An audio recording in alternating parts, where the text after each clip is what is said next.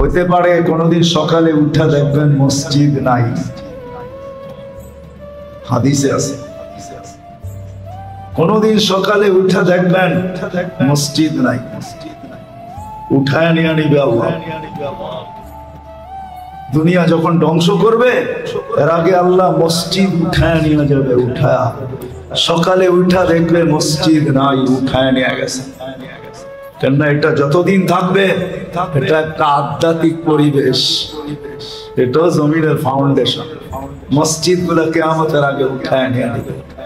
মুসলমান দেখবে একদিন সকালে উঠা দেখবে কোরআন পড়া আছে কিন্তু একটা অক্ষরও নাই, সব আল্লাহ উঠায় নিয়ে নেবে।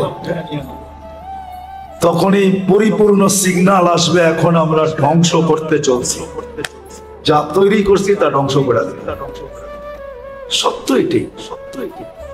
কিন্তু আমরা যদি এর সাথে অগাধ মহব্বত রাখি, ভালোবাসা রাখি, একে আবাদ করি, আসা যাওয়া করি, সাহায্য সহানুভূতি দেখাই, তাহলে ইনশাআল্লাহ হইতে পারে যত তাড়াতাড়ি উঠা যাওয়ার ইঙ্গিত দেখতেছি অত তাড়াতাড়ি উঠবে না, আরো কিছুদিন আল্লাহ রেখা দিবে। কিন্তু যদি আমরা অনীহা প্রদর্শন করি, যেইভাবে দেখতেছি এখন যে আযান হয় 3% মানুষ মসজিদে আসে, জুমা হয় 10% মুসলমানও আসে, রমজান আসে 50 তো 50 মনে হয় 30% মুসলমানও মসজিদে আসে। এই যে এক অনীহা, মসজিদ থেকে দূরে থাকা, মাদ্রাসা থেকে দূরে থাকা, যদি কখনো কারো কাছে কিছু বলাও হয় দেয় না যে এরকম না, দেয়, কিন্তু আসলে ভাব ভঙ্গিটা যেরকম দেখায় দেয়, রাগ হয় না কিন্তু দেয়। মাদ্রাসা যে দেয় না এরকম না, দেয়, কিন্তু আগে 10টা কথা শুনে দেয়। যেটা পাইতো ওইটাও পায় না, কেননা শয়তান তো জানে যে কি করলে কি হবে। কিন্তু যদি মুসলমান খুশি খুশি দিত, যারা আমরা দেই এরা যদি খুশি চিত্তে দিতাম, অপেক্ষায় থাকতাম, মাঝে মাঝে ফোন করতাম যে আমরা কিছু দিতে চাই, আপনারা তো আসেন না, আপনাদের কি সব প্রয়োজন মিটে গেছে, দরকারই নেই, আমরা তো কিছু দিতে চাই, আপনারা তো আসেন না, একটু আসেন না। কেউ আমার কাছে গেলে যদি আমি খুশি হইতাম যে আলহামদুলিল্লাহ আমি আল্লাহ রসুলের ঘরে দিতে পারতেছি। আমরা জুমার দিনও দেখি, আপনি দেখেন জুমার টাকা যেগুলা সংগ্রহ করা হয় বেশিরভাগ 2 টাকার নোটই দেখবেন পুরান। আমার মাঝে মাঝে বড় দুঃখ লাগে, 10 টাকার নোট ছিঁড়া। কেন? জুমার দিন আসার সময় কি এই মনোভাব নিয়ে আসা যায় না যে আজকে আমি 20 টাকার একটা কসকসে নোট 6 দিন ধরে তালাশ করে কি 20 টাকার একটা কসকসে নোট আনা যায় না, বা 10 টাকার একটা কচকচে নোট আনা যায় না? আল্লাহওয়ালা দেখছেন, ভিক্ষুক চাওয়ার পরে যদি তুমি 2টা টাকা আছে, 2 টাকা কিন্তু একটা কচকচে একটা ময়লা, তুমি যদি কচকচে না দিয়া ময়লাটা দিলা তাহলে বোঝা গেল টাকার প্রতি তোমার লোভ রয়ে গেছে। আল্লাহওয়ালারা দেখছেন টাকার প্রতি তোমার লোভ রয়ে গেছে। আর তুমি যদি ময়লাটা রাইখা নতুনটা দিতা তাহলে বোঝা গেল আল্লাহর প্রতি ভালোবাসা তোমার বেশি ছিল। যেটা বুঝাইতে চাইতেছিলাম ধ্যান দিয়া শুনলে বুঝে আসে। আধুনিক হতে হতে আমরা এতটুকু হয়ে গেছি, কয়েকদিন পরে আধুনিকের মজা দুনিয়ার মানুষ বুঝবে। এখন যেরকম বুঝতে শুরু করছে না জলবায়ু নিয়ে, জলবায়ু আমাদের আধুনিকতার ফল, নাহলে জলবায়ু পরিবর্তন এটা আমাদের উন্নতি আর আধুনিকতার ফল। চা খানো তো শুরু করে না, কয়েকদিনে শুরু করবে, তখন আবার চিৎকার দিয়ে বলবে পিছে ফিরা যাই, আর যাওয়ার সুযোগ হবে না। মানুষের হাতেই পরিবেশ বিনষ্ট হয়, কিন্তু চিৎকার দেয় পরে আর কাজে আসে না। জমিনকে আল্লাহ ঠিক মতোই পয়দা করছিলেন। যা হোক, যেটা বুঝাইতে চাইতেছিলাম মসজিদ মাদ্রাসা আমরা বসতে চাই না, এটার প্রয়োজন কেন? প্রয়োজনীয়তা বোঝানোর আগে একটা জিনিস বুঝাইতে চাইতেছি, দুনিয়াটা কে বানাইছে?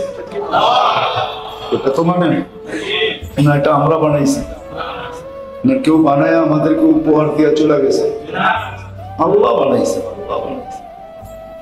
মানুষ এখনো দুনিয়াতে আসে নাই, মানুষ কেন, কোনো প্রাণী দুনিয়াতে আসে নাই, মাত্র জমিনটা তৈরি হয়েছে। আল্লাহ নিজের ঘরটা কেন নামাইলেন? মানুষ তো আসে নাই। বাবার বিষয় কিন্তু আল্লাহ আউয়ালা বাইতিন উযিয়া লিন-নাস, সর্বপ্রথম আল্লাহ তার ঘরকে নামাইছে, মক্কাতুল মুকাররমায় সেট করছে। এখনো মানুষ আসে নাই।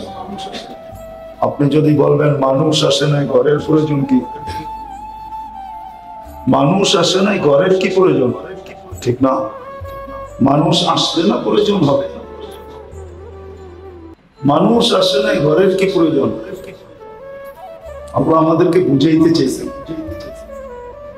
ছোট একটা উদাহরণ দিয়ে বুঝাই। আমাদের সুস্থ থাকার জন্য দুটা পরিবেশ দরকার। একটা হলো শরীরের ভিতরের যে পরিবেশটা, এটাও ঠিক থাকা দরকার, যেটাকে বলে রোগ প্রতিরোধ ক্ষমতা আমার ভিতরে পরিপূর্ণ থাকা দরকার। আরেকটা হলো বাহিরের পরিবেশটাও আমার স্বাস্থ্যসম্মত হওয়া দরকার। তাইলে কিন্তু একটা মানুষ সুন্দর বাঁচবে। যদি বাহিরের পরিবেশটাও স্বাস্থ্যসম্মত হয়, আমার শরীরের ভিতরটাও যদি রোগ প্রতিরোধ ক্ষমতা পরিপূর্ণ থাকে। একজনের বাহিরের পরিবেশটা খুব সুন্দর আছে, স্বাস্থ্যসম্মত, কিন্তু শরীরের ভিতরে তার রোগ প্রতিরোধ ক্ষমতা বলতেই নাই, তাহলে কি সে বাঁচবে? কি বলে? কথা কঠিন হয়ে যেতেছে। বাঁচবে সে? বাঁচবে না। বাহিরের পরিবেশ তো স্বাস্থ্যসম্মত হতে হবে, আবার ভিতরে শরীরের ভিতরেও রোগ প্রতিরোধ ক্ষমতাটা পরিপূর্ণ থাকতে হবে। তাইলে এই মানুষটা সুস্থভাবে বাস করতে হবে। একটা মানুষের সুস্থভাবে বাস করার জন্য বৈজ্ঞানিকভাবে, যুক্তিসম্মতভাবে এই দুটা জিনিস দরকার। একটা হলো বাহিরের পরিবেশটা স্বাস্থ্যসম্মত, আরেকটা হলো আমার ভিতরে রোগ প্রতিরোধ ক্ষমতা পূর্ণভাবে থাকতে হবে। তাইলেই কিন্তু আমি সুন্দর বাস করতে পারবো। আর যদি রোগ প্রতিরোধ ক্ষমতা আমার থাকলো না, পরিবেশটা যতই স্বাস্থ্যসম্মত হোক, দিন দিন আমি আস্তে আস্তে ভেঙে পড়ব। ঠিক না? কিন্তু বাহিরের পরিবেশটা যদি স্বাস্থ্যসম্মত নাও হয়, কিন্তু আমার ভিতরে যদি পরিপূর্ণ রোগ প্রতিরোধ ক্ষমতা থাকে, তারপরও দেখা যাবে আমি টিকা যাব।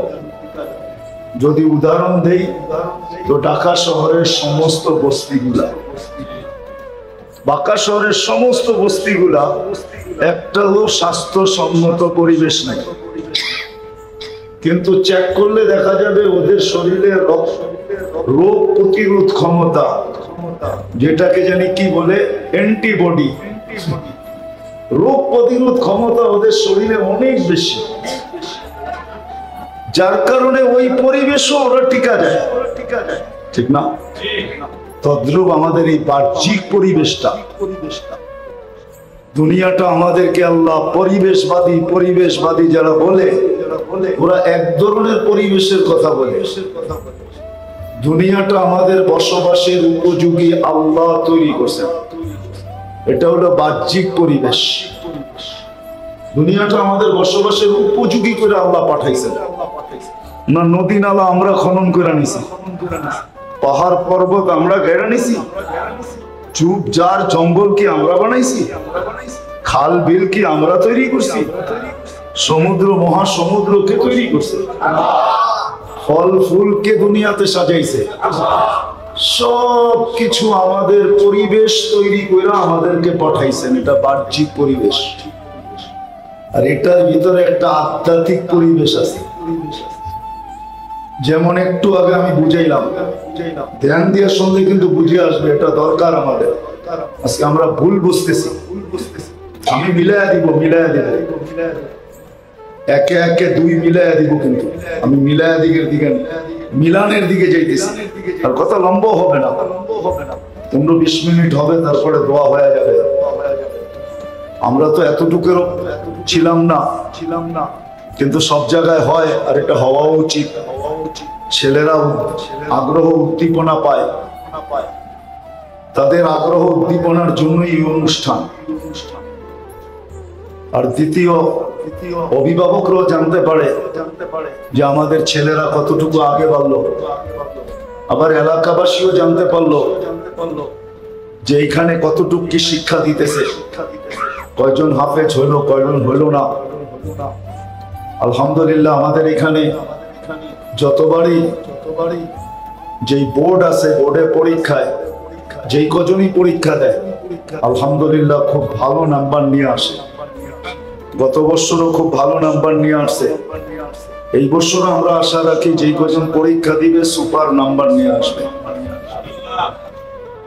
এই জন্যই আয়োজনটা, নাইলে কিন্তু আয়োজনটার প্রয়োজন ছিল না। কয়েকটা বিষয়ের কারণে এই আয়োজন গুলাকে করা হয়। এক তো ছেলেরা আগ্রহ উদ্দীপনা এদের বাড়তে থাকে, অভিভাবকরা জানতে পারে, মহল্লার মানুষও কিছু জানে যে এখানে কি হইতেছে। সবকিছু মিলায় জিলায় এই প্রোগ্রাম গুলো একান্ত দরকার, এই জন্যই করা হয়। আরেকটা বিষয় হলো খতমে কোরআন। ছেলেরা পাগড়ি নিল, কোরআনের খতমের একটা ফজিলত। যদি অনুষ্ঠান না করা হতো তাহলে এটা আমাদের ভিতরেই সীমাবদ্ধ থাকতো। আর অনুষ্ঠানের দ্বারা খতমে কোরআনের ফজিলতটাকে, এই সৌভাগ্যময় মুহূর্তটাকে আমরা সবার ভিতরে ছড়ায় দিতে পারলাম, এটাও একটা ফায়দা। তো যেটা আমি বুঝাইতেছিলাম, দুনিয়াকে আল্লাহ আমাদের বসবাসের উপযোগী করে আমাদেরকে দুনিয়াতে পাঠাইছেন। এটা হলো বাহ্যিক পরিবেশ, যেটা নিয়ে সারা দুনিয়ায় পরিবেশবাদীরা সারা বছর কাজ করতে থাকে। Lakh lakh crore crore million million trillion trillion টাকা খরচ হইতে থাকে। পরিবেশবাদীরা এর উপরে কাজ করে। কিন্তু এই বাহ্যিক পরিবেশের সাথে সাথে আরেকটা আধ্যাত্মিক পরিবেশ আছে এই মাটির জন্য, এই দুনিয়ার জন্য, যেটাকে বোঝানোর জন্যই আল্লাহ মানুষ আসেন নাই, সৃষ্টি আসেন নাই, কিন্তু নিজের ঘরকে নামায় দিয়েছেন। আল্লাহ বুঝাইতে চাইছেন যে একটা পরিবেশ তো আমি তোমাদেরকে ঘোরা দিছি, এটা বাহ্যিক পরিবেশ, এটা দুনিয়ার জন্য, জমিনের জন্য অপরিহার্য, এটা লাগবেই। এই পরিবেশ না হলে মানুষ বাস করতে পারবে না। এই জন্য আল্লাহ সাজাইছেন। আরেকটা আল্লাহ ইঙ্গিত দিচ্ছেন একটা আধ্যাত্মিক পরিবেশও লাগবে। এই জন্য আল্লাহ নিজের ঘরকে নামায় দিচ্ছেন, আর দিয়া ইঙ্গিতও দিচ্ছেন আউয়ালা বাইতিন উযিয়া লিন-নাস লাল্লাযী বিবাক্কাতা মুবারাকান হুদাল লিল আলামিন। পুরাটা দুনিয়া না, পুরাটা জগতের জন্য, পুরাটা জগতের জন্য এটা হলো আধ্যাত্মিক এই দুনিয়ার রূহ। আধ্যাত্মিক রূহ যেরকম আমাদের ভিতরগত রোগ প্রতিরোধ ক্ষমতা, এরকম এই দুনিয়ার আধ্যাত্মিক প্রতিরোধ ক্ষমতা হলো আল্লাহর ঘর, আল্লাহ মসজিদ। এটা দুনিয়ার আধ্যাত্মিক ভাবে দুনিয়ার জন্য প্রতিরোধ শক্তি। শরীরের ভিতরে যেরকম প্রতিরোধ শক্তি, এটা হলো আধ্যাত্মিক। এই জন্যই মসজিদের প্রয়োজন হয়। মসজিদের সাথে সাথে আরেকটা জিনিসের প্রয়োজন হয়, যেটা রাসূলুল্লাহ সাল্লাল্লাহু আলাইহি ওয়াসাল্লামকে দ্বারা আল্লাহ রাসূল বুঝাইছেন। আল্লাহ বুঝাইছেন যেটা রাসূলুল্লাহ সাল্লাল্লাহু আলাইহি ওয়াসাল্লামের দ্বারা। এই জন্য এখনো নির্দিষ্ট স্থান আছে। মদিনা মুনাওয়ারা যখন আল্লাহ রাসূল যান, তো নিজের ঘরটা আগে বানান নাই, আগে কিন্তু মসজিদে নববী তৈরি হয়েছে। আল্লাহ রাসূলের ঘর তৈরি হয় নাই। উনি তো আবু আইয়ুব আনসারী রাদিয়াল্লাহু তাআলা আনহুর ঘরে ছিলেন, নিজের ঘর তৈরি করেন নাই, আগে মসজিদে নববী হয়েছে। কেন? এটাই সত্য। ওই এলাকার জন্য আধ্যাত্মিক যে একটা পরিবেশ লাগবে, ওটা আগে তৈরি করছে, মসজিদ আগে বানাইছে। সাথে সাথে মসজিদের সাথে এখনো চিহ্নিত আছে আসহাবে সুফফা যাকে বলে, ওই মাদ্রাসা ওইখানে বানাইছেন। এটাও আধ্যাত্মিক পরিবেশে দুটা শাখা, একটা হলো আল্লাহর ঘর, আর একটা হলো সাথে সাথে ওইখানে কোরআনী মাদ্রাসা। এটা হলো দুটা ডাল বলতে পারেন, দুটা শাখা বলতে পারেন, দুটা ডানা বলতে পারেন। এটা আধ্যাত্মিক পরিবেশ, একটা বাহ্যিক পরিবেশ যেটা আল্লাহ সাজায় দিছে আমাদেরকে। যেমন আমি বেঁচে থাকার জন্য দুইটা পরিবেশ লাগবে, একটা স্বাস্থ্যকর পরিবেশ আর একটা আমাদের ভিতরের পরিবেশ। এটা রোগ প্রতিরোধ ক্ষমতা সম্পূর্ণ পরিবেশ আমার ভিতরে থাকতে হবে। এই দুই পরিবেশের দ্বারা যেরকম আমরা বেঁচে থাকবো, কথাটা সূক্ষ্ম কিন্তু ধ্যান দিয়ে শুনলে বুঝে আসবে। তদ্রূপ এই দুনিয়ার বাহ্যিক দুইটা পরিবেশ আছে। একটা বাহ্যিক পরিবেশ আমরা দেখতেছি যেটা আল্লাহ কুদরত দিয়ে সাজায় দিয়েছে, ফুল ফল গাছপালা তরু লতা শাক সবজি পাহাড় পর্বত নদী নালা খাল বিল সমুদ্র মহাসমুদ্র, এই যে এক বিচিত্র পরিবেশ আল্লাহ সাজায় দিয়েছে। করেন তো না, কোত্থেকে দেখবেন? আমরা তো করতেও চাই না, হুকুম তো ছিল সিরু ফিল আরদি, দুনিয়া ঘুরে একটু দেখো। সিয়াহাতু ফিল উম্মতি ফিদ্দীন, আল্লাহ রাসূল বলেছিলেন আমার উম্মত দ্বীনের জন্য ভ্রমণ করবে, দ্বীন নিয়া ভ্রমণ করবে, দ্বীন নিয়া ফেরি করবে। ঘুরা দেখেন, দুই চারটা জায়গার নাম বলি, ঘুরা যায় দেখেন কত সুন্দর ভাবে সাজাইছে। মানুষ সাজাইলে এত সুন্দর কোনোদিন সাজাইতে পারতো না, হয়তো উঁচা হইতো নাইলে নিচা হইতো। আমি অ্যাড্রেস দিয়ে চলে যান, রাঙ্গামাটি যান, ওইখান থেকে একটা ট্রলার ভাড়া করেন আর বলে আমাকে নিয়ে চলো মাহিল্লা। দিনের বেলা যেতে হবে, রাতের বেলা যাওয়া সম্ভব না। তারপর অনেক জায়গায় চেকিং করবে, কাপ্তাই লেকের ভিতরেও যে দেখেন আল্লাহ কত সুন্দর সাজায় রাখছে, যেটা মানুষের দ্বারা সাজানো সম্ভব না। বাহ্যিক পরিবেশ আল্লাহ আমাদেরকে সাজায় দিচ্ছে, কিন্তু এখানে একটা আধ্যাত্মিক পরিবেশের প্রয়োজন। এটারই ইঙ্গিত দিচ্ছেন আল্লাহ, আল্লাহ রাসূল। আল্লাহ কোন সৃষ্টি আসেন নাই, মসজিদ পাঠায়। মসজিদ হলো আধ্যাত্মিক পরিবেশের একটা অংশ। শুধু মসজিদ দেন নাই, তারপরে একটা শব্দ দিছেন, ইন্নামা ইয়ামুরু মাসাজিদাল্লাহ। মসজিদ দিলাম, এটা তোমাদের আধ্যাত্মিক পরিবেশ। আধ্যাত্মিক পরিবেশ এটা একটা বাহ্যিক পরিবেশে তোমরা সুরক্ষিত হবে, আর একটা আধ্যাত্মিক পরিবেশ দ্বারাও তোমরা সুরক্ষিত হবে। যেমন মরুতে কেউ সুরক্ষিত না, তদ্রূপ বাহ্যিক পরিবেশ হলেই আমরা সুরক্ষিত না, একটা আধ্যাত্মিক পরিবেশও লাগবে। এই জন্য মসজিদের প্রয়োজন প্রত্যেক মহল্লায় মহল্লায়। এটা আধ্যাত্মিক পরিবেশ। আবার সাথে বলেও দিচ্ছেন শুধু মসজিদ বানাইলে হবে না, এটাকে আবাদও রাখতে হবে। কি আবাদ? 24 ঘন্টা আসা যাওয়া করো, একদল আসো একদল যাও, একদল আসো একদল যাও। মসজিদকে 24 ঘন্টা আবাদ রাখো। ইন্নামা ইয়ামুরু মাসাজিদাল্লাহ মান আমানা। যখন তোমরা এরকম আবাদ করবে, তখন হাদিস দিয়া বুঝাইছেন, তখন আমরা নিজেরও সাক্ষী দিব, সবাইকে বলবো। হাদিসে আছে, যাকে বারবার মসজিদে আসতে দেখো তার ইমানদারির সাক্ষী দাও। আল্লাহ বলে আমরাও দিব, তোমরাও দাও। তোমরাও বলো এই লোক ইমানদার, এই লোক ইমানদার। এখন আপনি যদি একটা প্রশ্ন করেন যে আমরা তো তাকে মসজিদে আসতে যাইতে দেখি, অন্তরালে যদি সে খুব খারাপ থাকে তাহলে কি হবে? অন্তরালে বোঝেন কি? বিতর্কত ভাবে চুপে চুপে। এই জন্য হাদিসে কুদসি আছে, মানুষ যখন মানুষকে ভালো বলে, আল্লাহ বলে ইন্নী আ'লামু বিহি, তোমাদের চেয়ে এই ব্যক্তির ব্যাপারে আমি ভালো জানি। কিন্তু তারাক্তু ইলমি, আমি জানলে কি হবে, আমার জানাটা আমি বাদ দিলাম। কবিলতু শাহাদাতা আবদি, তোমাদের সাক্ষী আমি গ্রহণ করলাম।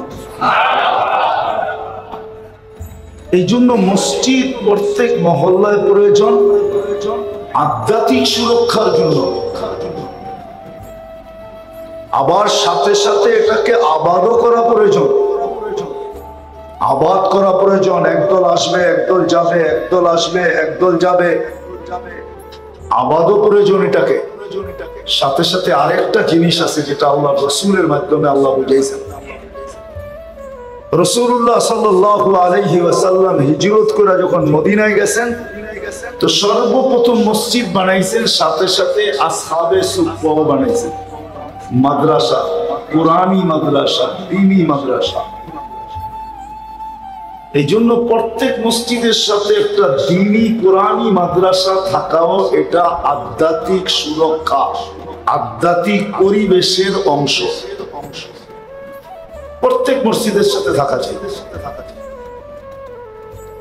কেননা মেরে দোস্ত, সত্য এটাই, বাহ্যিক ভাবে যদি আমরা সুরক্ষিত হতে চাই তাহলে আমি একটা দৃষ্টি আকর্ষণ করে বলবো, এই পুরান ঢাকা নেন, আমার শাহজাদা মিয়ালের নেন, বলেন এই গলির ভিতরে কি ফায়ার সার্ভিসের কোন গাড়ি ঢুকতে পারবে? হ্যাঁ, পারবে? এরকম পুরান টাউনে কয়টা গলি আছে যেখানে ফায়ার সার্ভিস ঢুকতে পারবে? হ্যাঁ, পারবে? বহুত কম, ঠিক না? সত্য তো, বদদোয়া করতেছি না, বুঝানোর জন্য বলতেছি। আলহামদুলিল্লাহ, সত্য এটাই। আমাদের দেশে মসজিদ মাদ্রাসার ঘাঁটি হওয়ার কারণে আমাদের দেশটা কিন্তু মসজিদ মাদ্রাসার ঘাঁটি। ছোট একটা দেশ, 3 লক্ষর উপরে মসজিদ। শুধু হেফজোখানাই আছে 30 থেকে 35,000। মক্তব আছে এরকম, মাদ্রাসা আছে এরকম। আমাদের দেশটায় দুটা বাহ্যিক সুরক্ষা কতটুকু আছে এটা আমরা জানি না, পরিবেশ কতটুকু আমাদের অনুকূলে এটাও জানি না, কিন্তু আমরা এটা কসম খায়া বলতে পারবো, এতে কোনো সন্দেহ নাই, আধ্যাত্মিক যে সুরক্ষা এটা আমাদের দেশে সারা দুনিয়ার অন্যান্য দেশের থেকে 100 গুণ বেশি আছে। যার কারণে আলহামদুলিল্লাহ, সুম্মা আলহামদুলিল্লাহ, আলহামদুলিল্লাহ বলি সবাই। আলহামদুলিল্লাহ এটা যে আমাদের দেশে শতবার দুর্যোগ আসা সত্ত্বেও, বলেন তুর্কিতে যেটা আইসা গেল 15 দিন আগে, এই মাপের ভূমিকম্প কিন্তু আমাদের দেশেও আসছিল 7.8, 2013 31st নাইটের পরের দিন রাত্র 5টা 5 কি 15 আমাদের দেশেও আসছিল, কিন্তু কোনো বিপর্যয় ঘটে নাই। গত ডিসেম্বরও আমাদের দেশে 6.1 ভূমিকম্প আসছে, 6.1। ওই সময় আসছে যে সময় ফজরের জামাত দাঁড়াইতেছে, বিদায় 1% মানুষ জানে এটার ব্যাপারে, বাকি তো সব ঘুমেছিল। আমাদের দেশটা বেঁচে আছে এই জন্য যে বললাম না, বাহ্যিক পরিবেশের সাথে সাথে আল্লাহ একটা আধ্যাত্মিক পরিবেশ দ্বারা আমাদের দেশটাকে সাজাইছে। আলহামদুলিল্লাহ, এটার কারণেই মনে হয় গত 1 সপ্তাহের ভিতরে আমাদের দেশে 2বার ভূমিকম্প আসছে, ঠিক না? একবার সিলেটে, একবার টেকনাফে। সিলেটে যেটা আসছে এটা 4.3 ছিল, টেকনাফে যেটা আসছে এটা 4.1 ছিল। 2বার কিন্তু হয়ে গেছে এই মাসের ভিতরে, এই 1 সপ্তাহের মাথায়। আলহামদুলিল্লাহ, আমাদের দেশ সুরক্ষিত আছে, আমরা আশা করি থাকবেও। এর চেয়ে বড় অকৃতজ্ঞ কেউ নাই, এর চেয়ে বড় কপাল পোড়া কেউ নাই, এর চেয়ে বড় হতভাগা কেউ নাই। তুমি ডাকলা তারপরে আসলো না, একটার ভিতরে 100 দিয়া ডাকলা, এক আমল 100, এক আমল পুরা জীবন। কি বুঝাইতে পারলাম? এক আমল পুরা জীবন, তারপরও আসলো না। তুমি মালা নিয়ে ডাকলা, মসজিদে পা দিতে দেরি, সালামের মালা পড়াইতে আল্লাহ দেরি করে না। ওয়াজাবা আলাল মাজুর আন ইউকরিমা যায়ের, আল্লাহ বলে সম্মানের মালা গলায় পড়ায়া দেই কুদরতি হাত দিয়া, যদিও তুই দেখিস না কিন্তু তোর গলায় মালা আছে। তুই দেখিস না কিন্তু সৃষ্টি দেখে, আমি দেখি তোকে কুদরতি মালা পড়ায়া দিই। কতবার মালিক? 5 বেলা? কেনা কুল্লামা যারা, যতবার আসবি ততবার পড়াবো। কেননা মাসাজিদু বাইতি, মসজিদ আমার ঘর, ওয়াজাবা আলাল মাজুর, আমার উপরে জরুরি আমি তোকে সম্মানের মালা পড়াই। কয়জন আসি মসজিদে? কয়জন মা বোন নামাজ পড়ে? কয়জন যুবক ছুটে আসে? হায়, যুবককে তো যৌবন দিছিল এই জন্য যে ও যৌবন নিয়ে গর্ব করে বটে, কিন্তু এই গর্বের জন্য দিছিলেন না। যৌবন দিছিলেন এই জন্য যে আল্লাহ গর্ব করবে। আল্লাহ কে গর্ব করবে? কেমন গর্ব? যুবক যখন হাঁটতে থাকে রাস্তা দিয়া, তা আল্লাহ ফেরেশতা দেখে বলে ইন্নী উবাহি বিহিল মালাইকা, এই যুবকদেরকে নিয়ে তোদের উপরে আমি গর্ব করি। বড় যৌবন আল্লাহ কেন গর্ব করেন? তা আল্লাহ বলে শাবাবা খুশা, আমার ভয়ে জান্নাত পাওয়ার জন্য, আমার ভয়ে জীবনকে গড়ার জন্য নিজেকে লজ্জাপতির মতো গুটায় নিছে। ইচ্ছা করলে সব করতে পারে, চোখ যেই কোথাও বুলাইতে পারে, হাত যেই কোনো দিকে বাড়াইতে পারে, পাও যেও কোনো দিকে চালাইতে পারে, মনে যা চায় তা সবই আঁকতে পারে, কিন্তু যুবক আমার ভয়ে নিজেকে লজ্জাপতির মতো গুটায় ফেলছে। আমি ওকে মর্যাদা দিতে চাই, ফেরেশতাদের উপরে তোমাকে নিয়ে আমি গৌরব করি। যৌবন তো এই জন্য দিছিলেন, জীবনটা তো এই জন্য দিছিলেন যে গরি, এই জন্য 60 জায়গায় চলে আসছি। আর লম্বা করবো না।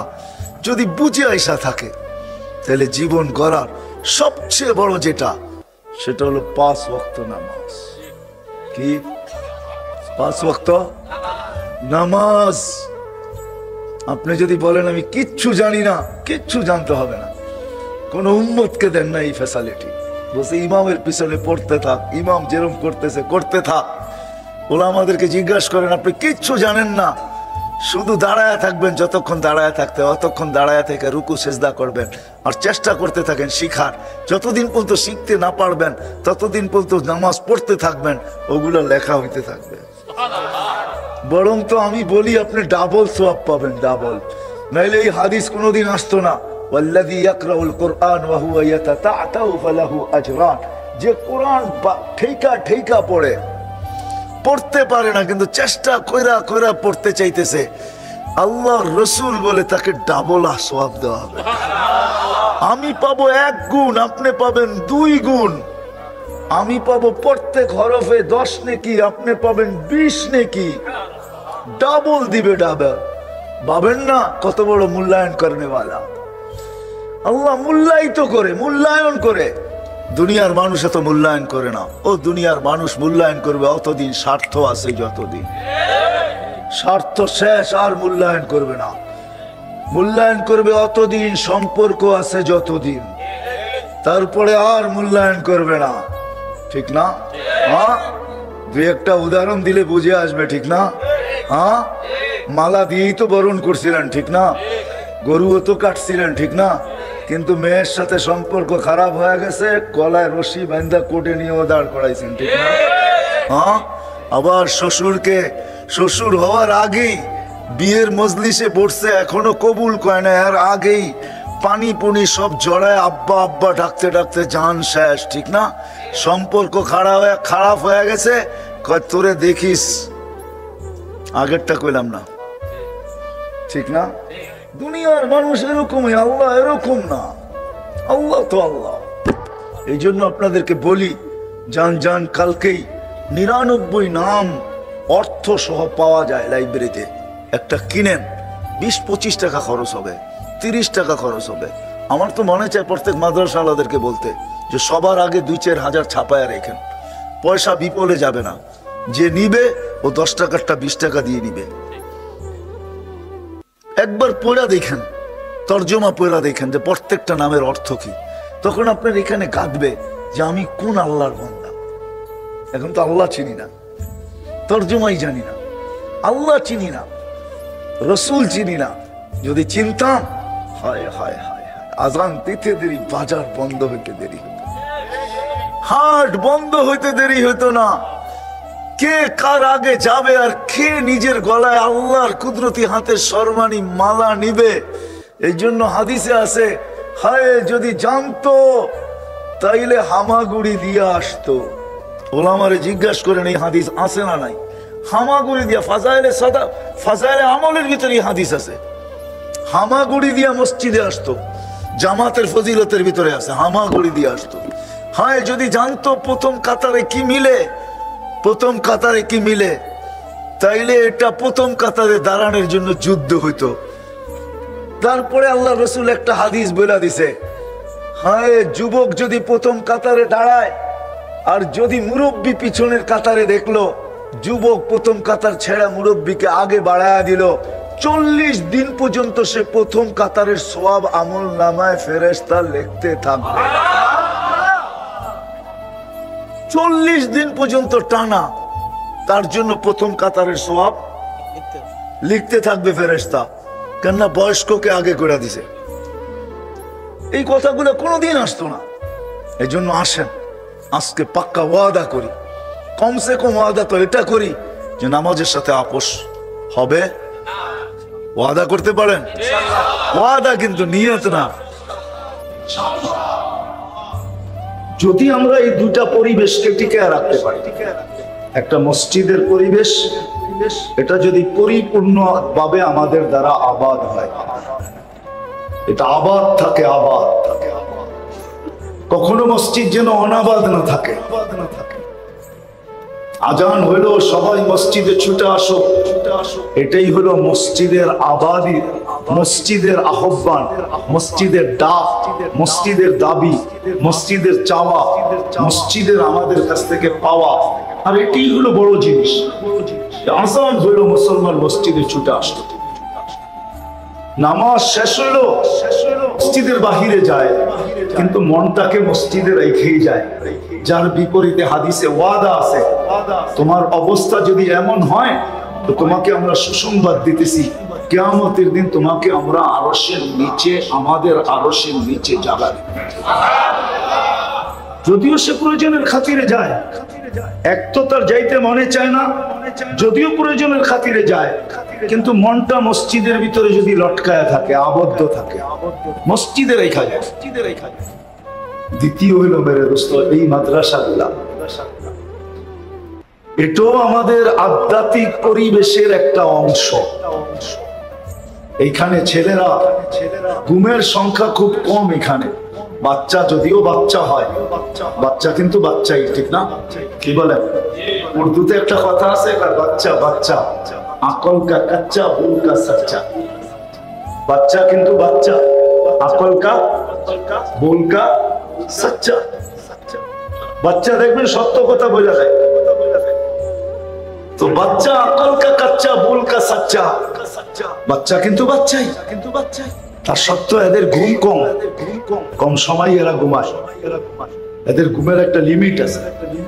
বাকি সময়টা কেউ কায়দা পড়তে থাকে, কেউ আমপাড়া পড়তে থাকে, কেউ কোরআন পড়তে থাকে, কেউ হেফজ করতে থাকে, কেউ সবক দিতে থাকে, কেউ শুনাইতে থাকে।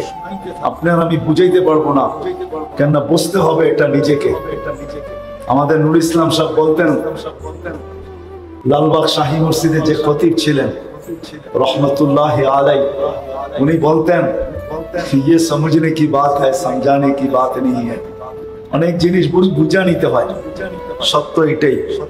এই যে ছেলেরা পড়তে থাকে, রাত্র 4টার সময় ওঠে, সুবে সাদেকের আগে ওঠে, হেফজোখানার বিশেষ করে এরা যে ওঠে, এরা মাসুম পড়তে থাকে। এটার একটা ক্রিয়া আমাদের এখানে পড়তে থাকে, আমাদের এলাকার গুলার ভিতরে পড়তে থাকে। আলহামদুলিল্লাহ ঢাকা শহরে এখন অধিকাংশ মসজিদেই কোরআনী মক্তব হওয়ার কারণে, হেফজোখানা হওয়ার কারণে আলহামদুলিল্লাহ সুম্মা আলহামদুলিল্লাহ।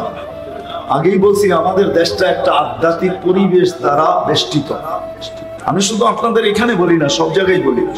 এখন তো আরো জোর দিয়া বলতেছি, দিন দিন দিলের কথাটা সত্য হইতে চোখে দেখতেছি। 10 বছর ধরে বলতেছি আমি যে বাংলাদেশ নড়ে চড়ে পড়ে না। এটার পিছনে আমার যুক্তি এটাই যে এই যে মসজিদের দেশ, মক্তবের দেশ, হেফজোখানার দেশ। এই যে একটা পরিবেশ আমাদের দেশে, আমি দুনিয়া ঘুরে বলতেছি এই পরিবেশটা আমি কোথাও পাই না, যার কারণে এক একটা দুর্যোগ আমাদের দেশে আসে, স্লোগান চলতে থাকে দুর্যোগ আসবে, দুর্যোগ আসবে, দুর্যোগ আসবে। আপনি দেখেন অতীত কোনোদিন আমাদের দেশে বিপর্যয় হয় নাই, সামনে যত দুর্যোগের কথা বলতে হচ্ছে বলা শুনতেছি আমরা, আলহামদুলিল্লাহ আমাদের দেশে কোনো বিপর্যয় হবে বলে আমার মনে হয় না। যদি আমরা এই পরিবেশগুলোকে একটু মহব্বত করি, একটু টিকায় রাখি, একটু নিজেকে এর সাথে সংযুক্ত করি, একটা জিনিস আছে আমাদেরকে এই পরিবেশগুলোকে মহব্বত করতে হবে, পরিবেশগুলোকে মহব্বত করতে হবে, এর সাথে নিজেকে সংযুক্ত করতে হবে, নিজেকে সংযুক্ত করতে হবে এর সাথে, নিজেকে এর সাথে নিজের সম্পর্কটা এর সাথে জুড়তে হবে, নিজের সম্পর্কটা এর সাথে জুড়তে হবে। এই সমস্ত পরিবেশগুলায় বারবার আসতে হবে, যেতে হবে। সহযোগিতার যদি সুযোগ হয় কখনো, তো সবার আগে হাত বাড়ায় দিতে হবে। কসম খোদার মাইনা নেন, আমরা চাই না শুই না বুঝা আপনাদেরকে বলতেছি। আপনারা এটা ভাবেন না, অনেক সময় মানুষ ভাবে, আমি তো এখন জোরালো বলি যে ভাবে অনেক সময় মনে হয় হুজুররা এটা দ্বারা ব্যবসা করে, ধান্দা করে। যদি ধান্দাই করতো হুজুররা তাহলে রিক্সা চালাইলে 30,000 মাসে কামানো যায়। এখন তো আর পায়েও চালাইতে হয় না, ব্যাটারি লাগায় নিলেই হয়। 75% কষ্ট শেষ হয়ে যায়। একটা অটো চালাইলে মাসে 30,000 চোখ বন্ধ করে ঢাকা শহরে কামানো যায়। একটা গ্রামগঞ্জে কামাইলো 15,000 কামানো যায়। আমরা তো একটা মাদ্রাসার ওস্তাদকে 15,000 বেতনও দিতে পারি না। যদি ব্যবসায়ী হইতো মানুষ তো লাভ যেদিকে দেখে ওইদিকে ঝাঁপ দেয়, তো এরা এগুলা ছেড়া ঝাঁপ দেয় না কেন? নিজের এলাকায় চালাইলে মানুষ চিনবে, অন্য জায়গায় যা চালা, নিজেকে লুকায়ও তো চালাইতে পারে, পয়সাই তো দরকার, ঠিক না? আপনাদের যুক্তিতে কি বলে? চালাইতে তো পারতো, কেন যায় না? অটো চালাইলে কি ইজ্জত চলে যাবে? হালাল রুজিতে ইজ্জত যায় না, ইজ্জত বাড়ে। আজকে রিজিক হালাল না, এই জন্য ইজ্জত নাই। কোন অফিসারের ইজ্জত তার পরিধির ভিতরে নাই, যদিও স্যালুট দেয়, পিছনে পিছনে গালি সবাই দেয়, অন্তর থেকে ইজ্জত নাই। হালাল রুজিতে অন্তরে ইজ্জত আনে, ইজ্জতের রুজি। কেন এরা করে না? কেন অটো চালায় না? কেন রিক্সা চালায় না? আরো তো কত কাজ আছে, ওপেন দুনিয়া, যা খুশিটা করা যায়।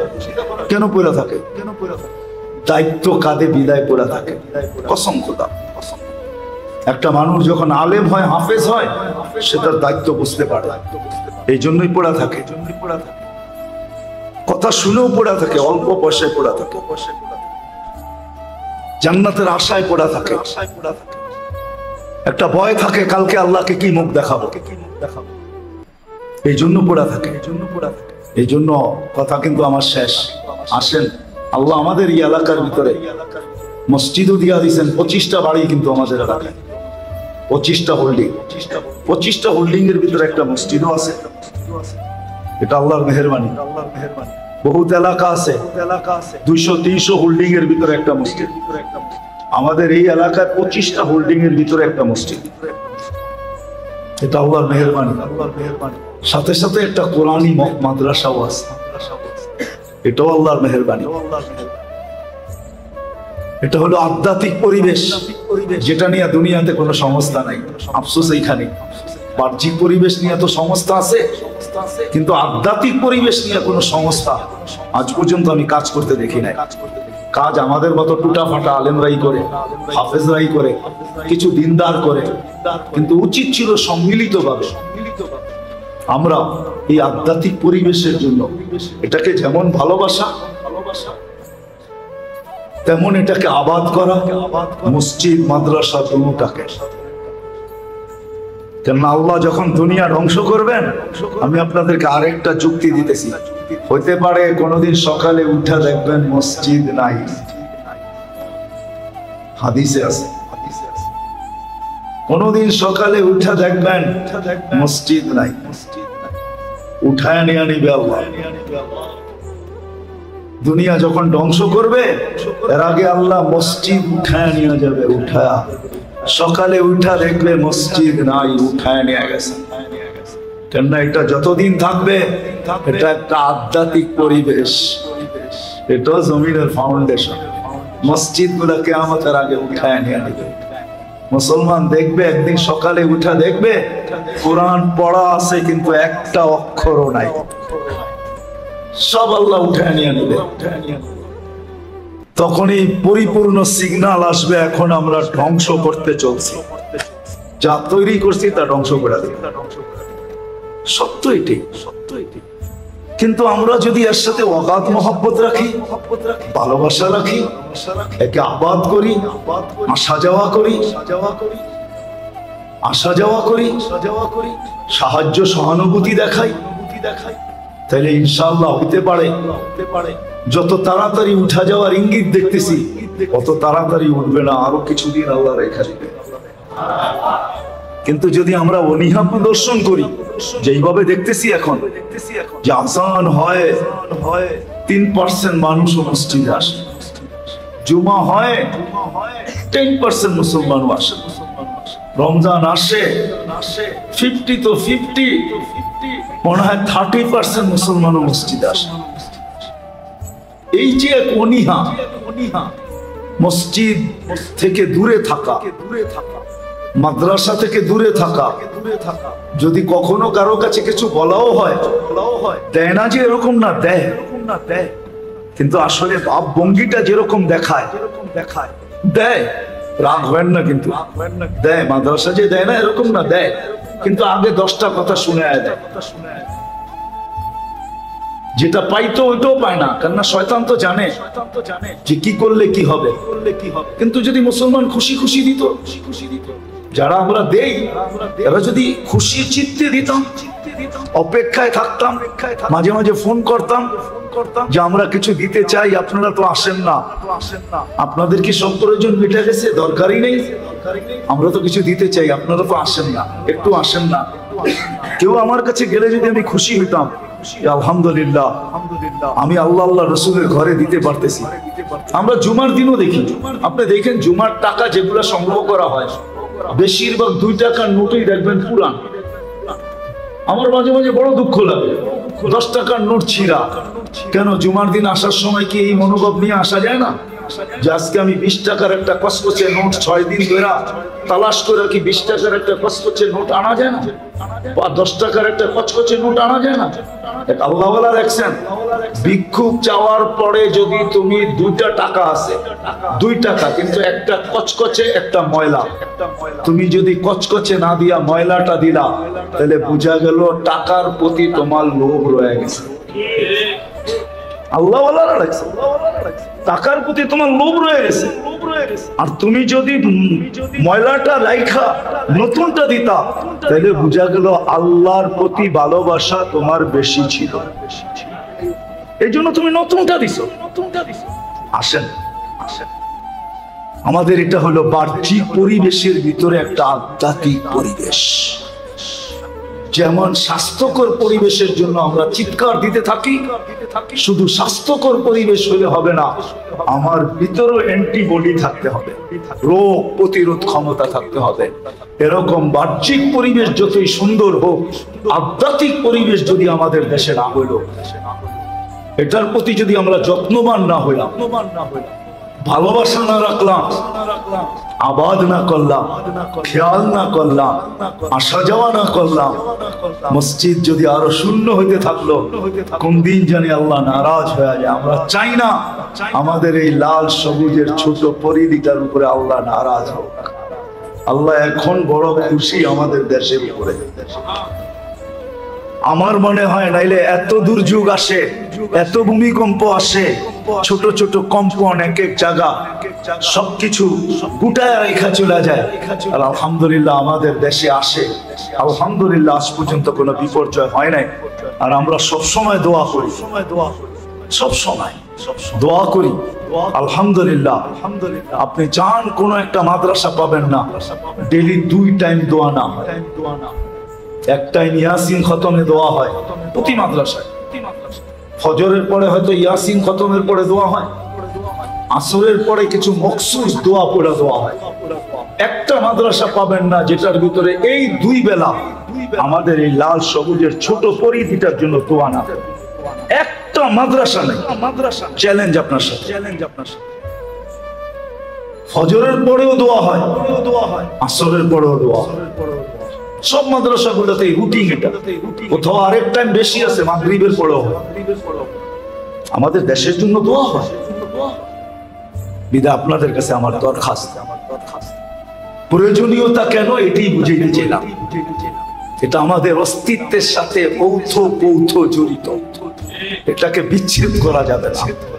এটাকে যদি বিচ্ছেদ করি তাহলে শুধু এক বাহ্যিক পরিবেশ দিয়া আমরা টিকা থাকতে পারবো না। যেরকম স্বাস্থ্যকর পরিবেশ থাকলো কিন্তু অ্যান্টিবডি থাকলো না, সে যেরকম টিকবে না। কিন্তু অ্যান্টিবডি পাওয়ারফুল। বাহ্যিক পরিবেশ যদি খারাপও হয়, স্বাস্থ্যসম্মত নাও হয়, তাহলে কিছুদিন বেঁচে থাকবে। ঠিক তদ্রূপ বাহ্যিক পরিবেশ দিয়ে আমরা বাঁচতে পারবো না, সাথে সাথে আধ্যাত্মিক পরিবেশ লাগবে। বাহ্যিক পরিবেশ যতটুকুই বিনষ্ট হোক না কেন, কিন্তু আধ্যাত্মিক পরিবেশ যদি ঠিক থাকে তাহলে ইনশাআল্লাহ গরম তো লাগবে, হয়তো জলবায়ুর কারণে একটু গরম বেশি লাগবে, কিন্তু আমার বিশ্বাস বিপর্যয় হবে না।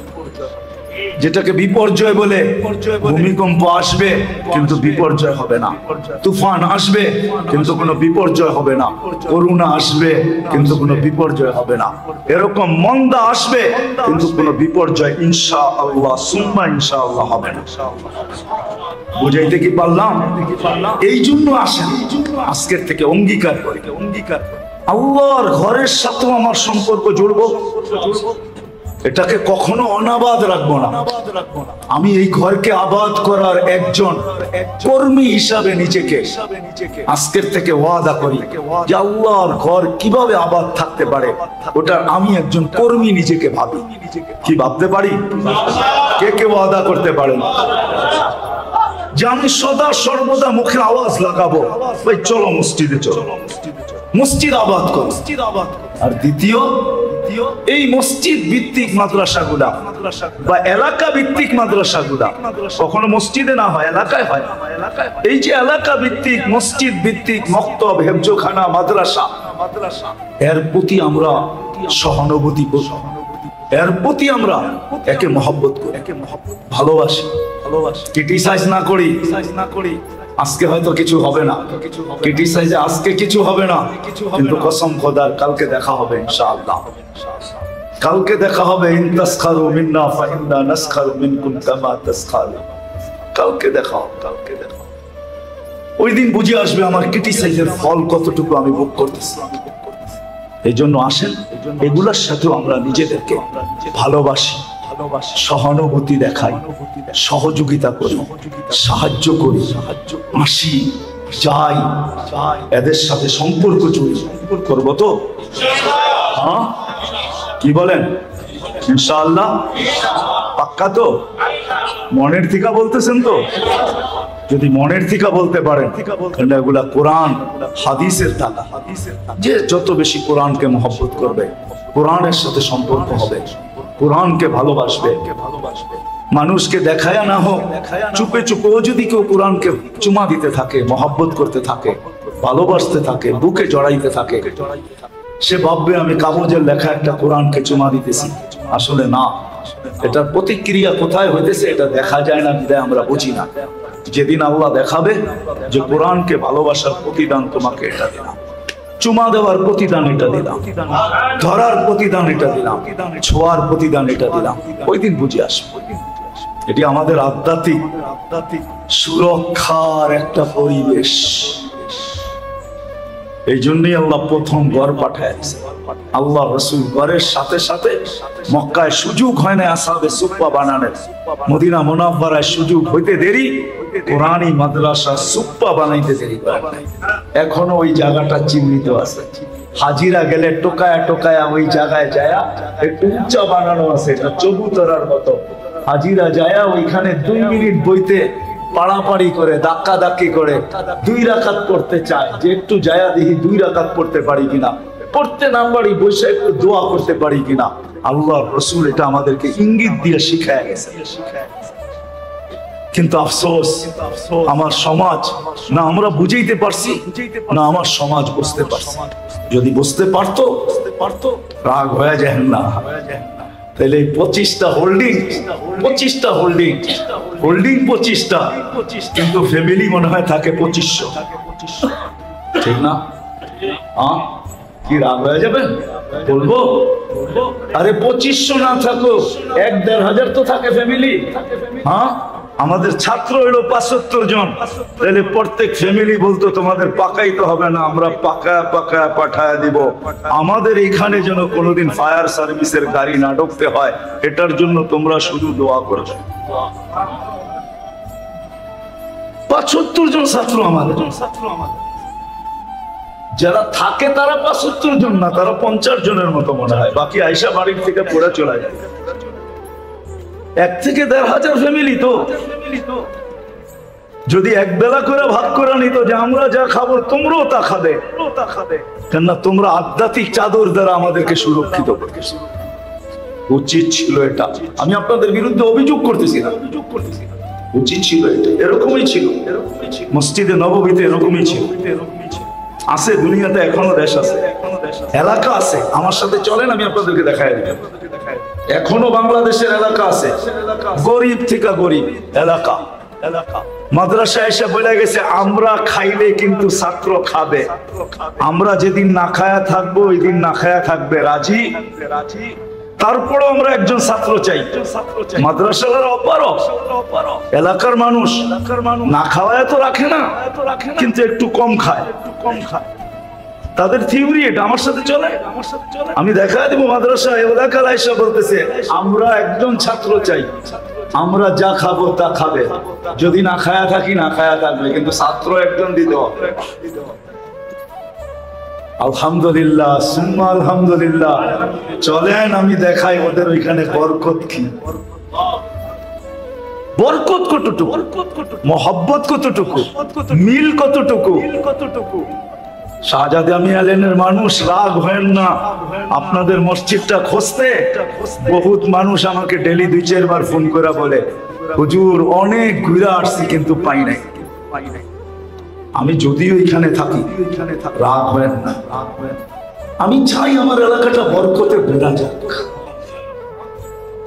জীবনে কোনোদিন এখানে কোনো দুর্যোগ না আসুক। আমি চাই এখানে মানুষগুলা যখন মরো তো মরার আগেই যেন ফেরেশতা তাদেরকে লুইপা নিতে আসে, এরকম বানাই। কবরে যখন রাখবে তো কবর যখন তাদেরকে দেখে সালাম দেয়। কসম খোদার আমরা এটা চাই শুরু দিন থেকে, যেই দিন থেকে আসছি ওই দিন থেকে। বাদামতলিতে দাঁড়ায় আমি চিৎকার দিয়ে বলছি, এখনো আছে যারা চলে গেছে, বাহাউদ্দিন ভাই চলে গেছে, আর অনেকে চলে গেছে। আমি দাঁড়ায় বলছি আমার সাথে 3টা দিন দেন, কোনদিন মারা যাওয়ার পরে যেন আমি আল্লাহকে বলতে পারি আল্লাহ এই লোকটা আমার সাথে 3টা দিন দিছে, 3 ঘন্টা দেন, আমি যেন আল্লাহকে বলতে পারি আল্লাহ এই লোকটা আমার সাথে 3টা দিন তোমার 3 ঘন্টা তোমার রাস্তায় দিছে, এটাকে উসিলা করে যেন আল্লাহর কাছে আমি আপনাকে ভিক্ষা চাইতে পারি। আলহামদুলিল্লাহ সাড়া দিছে। বাদামতলির একজন পুরান ব্যবসায়ীও নাই যে 3 দিন না লাগাইছে। কি দলে গেছেন না? কি বলেন? গরিবও গেছে 2-3 বার। আমার এটাই কান্না, আর কিছু না। আসেন আমরা খুলে দিছি, আপনারা এটাকে পরিচর্যা করেন, করবেন তো ইনশাআল্লাহ। আল্লাহ আমাদের সবাইকে আমল করার তৌফিক দান করেন। এই ছোট্ট জীবনটাকে কইরা নিয়ে যেতে হবে। আল্লাহ দুনিয়ার কিচ্ছু দেখবে না, কসম খোদার। বললাম তো 2-4টা দেখাইলাম। আল্লাহ দুনিয়ার সম্পর্ক দেখবে না, কার কাছে কি আছে এটা দেখবে না।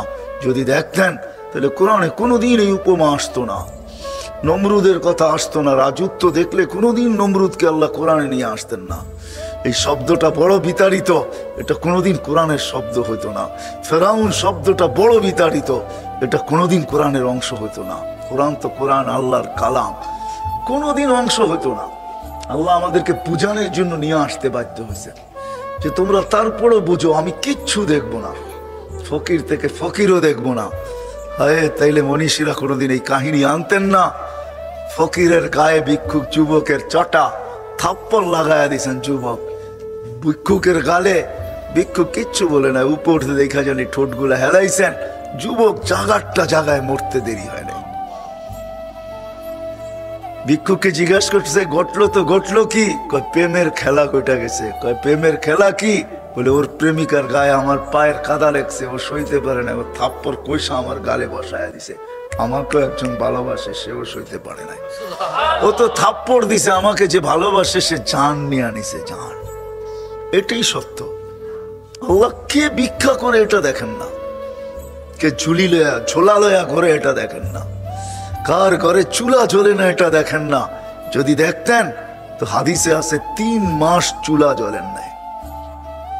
হেলাল হেলাল সালাসাতু আহিল্লা, 3 মাস আল্লাহর রাসূলের ঘরে চুলা জ্বলেন নাই। আল্লাহ এটা দেখতেন, আল্লাহ এটা দেখেন নাই। কার ঘরে চুলা জ্বলে, কার ঘরে চুলা জ্বলে না এটা দেখেন না। কার ঘরের খাওয়া দিয়া ঘ্রাণ ওঠে, কার ঘরের খাওয়া দিয়া ঘ্রাণ ওঠে না। হায় হায়, এই এলাকায় পাওয়া যাবে বহুত বাড়ির থেকে মরিচ পোড়ার ঘ্রাণ আসে। যদি বলে মরিচ পোড়ো কেন? কয় কিচ্ছু নাই, এটা দিয়ে পান্তা ভাত খেয়ে নিব। ঠিক না? আল্লাহ এটা দেখে না, আল্লাহ দেখে জীবনটা গড়ল কে? যে গড়বে তাকে শুধু আল্লাহ সালাম দিবে না, সালাম পাঠায়া নিবে। সালাম পাঠানো বোঝেন? হ্যাঁ, আল্লাহ আগে সালাম পাঠাবে, পরে সালাম দিবে।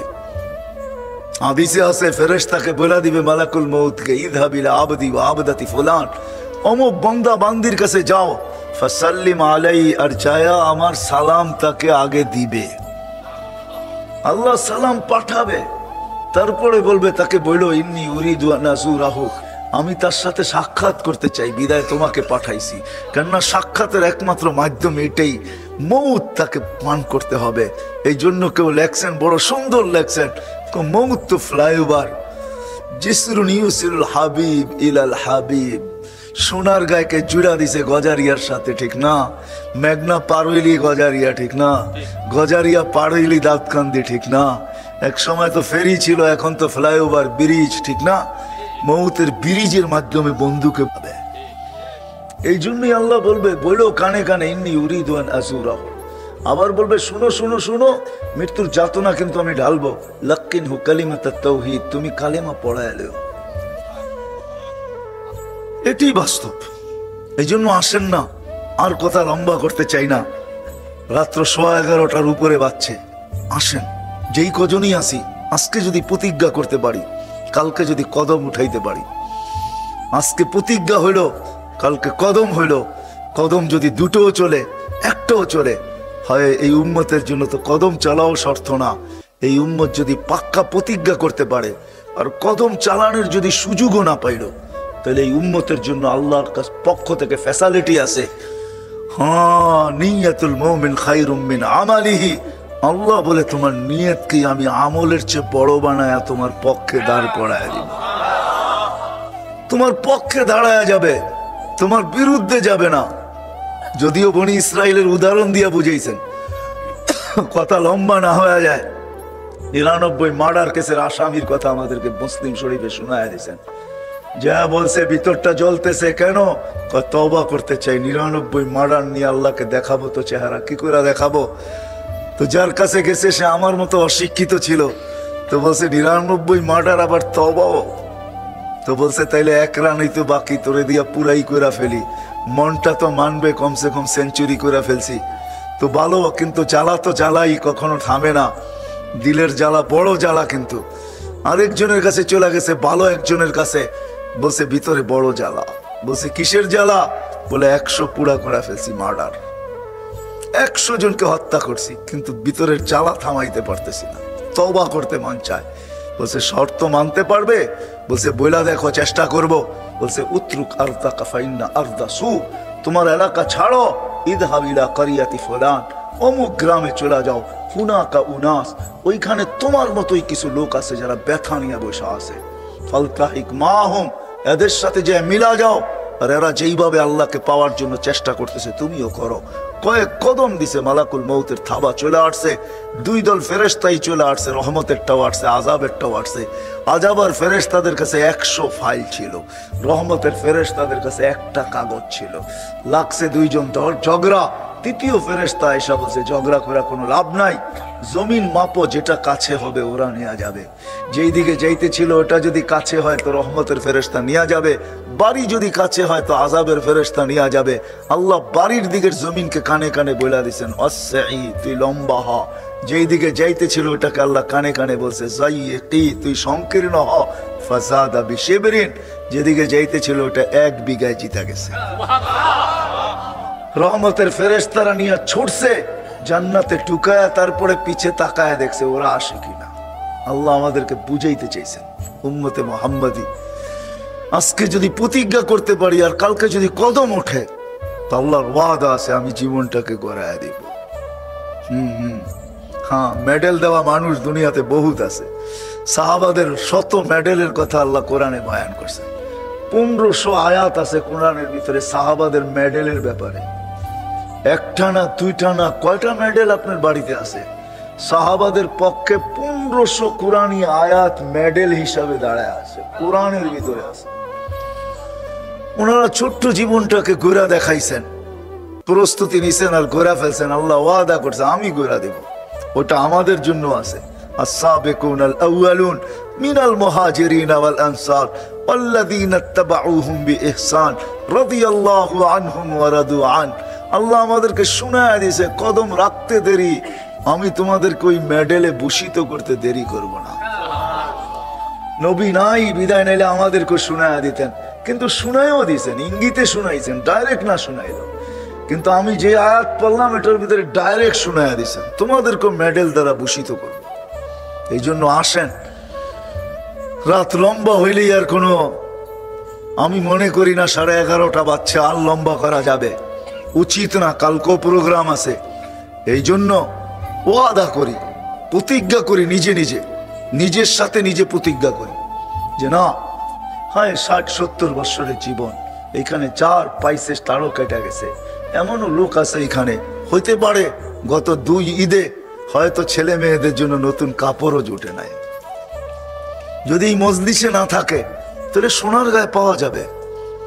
গত 4টা ঈদে 2020-এ করুণায় গেছে 2টা ঈদ, 21-এ করুণায় গেছে 2টা ঈদ, এরকম লোক পাওয়া যাবে ঘরের কারো নতুন কাপড় জুটে নাই, পুরানটা দিয়ে ঈদ চলে গেছে, ঠিক না? হ্যাঁ, আবার এমনও আছে এই এলাকায় পাওয়া যাবে